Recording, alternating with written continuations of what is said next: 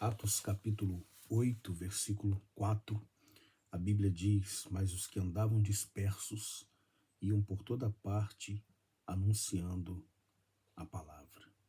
É interessante observar aqui que esse texto, e se você ler os versículos anteriores, você vai ver que a igreja estava enfrentando uma grande perseguição. Inclusive, essa perseguição liderada até pelo próprio Paulo, que nós temos hoje como nosso apóstolo Paulo.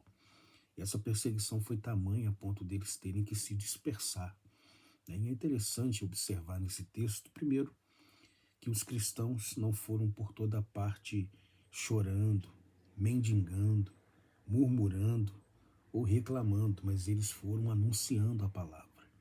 E é interessante observar, e a gente vê isso ainda hoje, que é no meio das grandes perseguições em que o evangelho ele é propagado e muitas das vezes ele cresce de uma forma assustadora no meio de uma perseguição.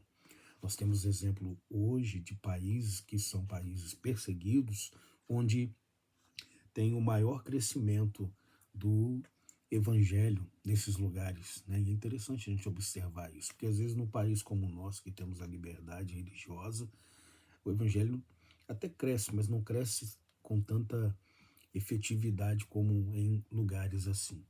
E é interessante observar também que em meio a grandes perseguições houve também crescimento, E Deus é poderoso, para realizar isso. E no meio de toda aquela perseguição aconteceu crescimento.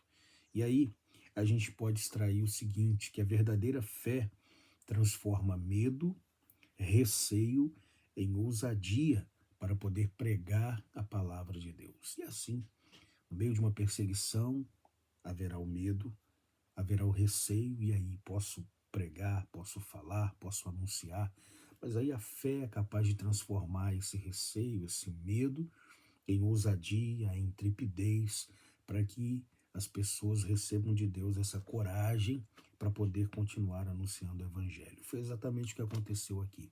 Houve a dispersão, que chamamos também diáspora, e aí eles se espalharam e o evangelho cresceu. Em meio à perseguição, acharam que iriam paralisar a igreja, mas pelo contrário, a igreja avançou e a igreja cresceu. Então, não há perseguição que possa parar a igreja. Então, no meio da perseguição, é preciso continuar pregando o evangelho.